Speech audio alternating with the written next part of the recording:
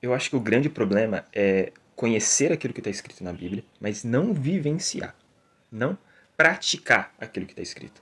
Só que eu acho que esse conhecimento não é um conhecimento genuíno e eu vou explicar o porquê.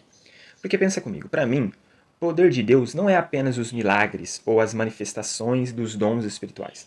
Eu acho que a maior evidência do poder de Deus dentro de uma comunidade é que pessoas estão se arrependendo dos seus pecados. E se pessoas não estão se arrependendo dos seus pecados, é porque elas não conhecem o verdadeiro evangelho e porque essa comunidade não está pregando o verdadeiro evangelho. Então, é um conhecimento talvez doutrinário, teológico, mas não é um conhecimento que está levando essas pessoas a terem um encontro com a graça de Deus. Porque quando eu tenho um encontro com a graça de Deus, lá em Tito, capítulo 2, versículo 11, vai dizer que essa graça ela se manifestou salvadora, mas ela também nos capacita para negar os nossos prazeres mundanos, para negar aquilo que o mundo nos oferece.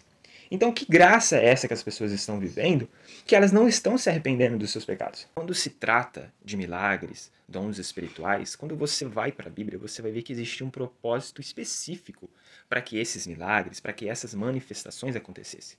Qual era o propósito? Para que as pessoas olhassem e pudessem entender que ali existia uma verdade na pregação do Evangelho.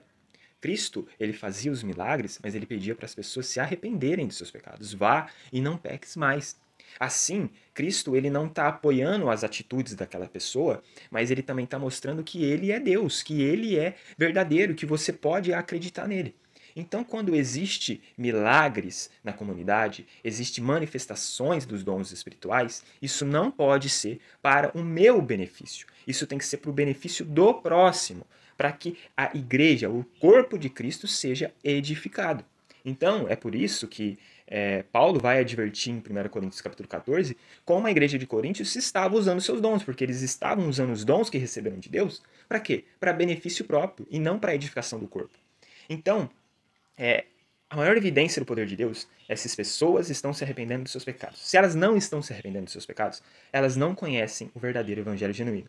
Elas conhecem um outro evangelho, como Paulo vai falar na carta de Gálatas. Um evangelho que não é o evangelho de Cristo. E que nós precisamos considerar isso anátema, porque não é o evangelho de Deus.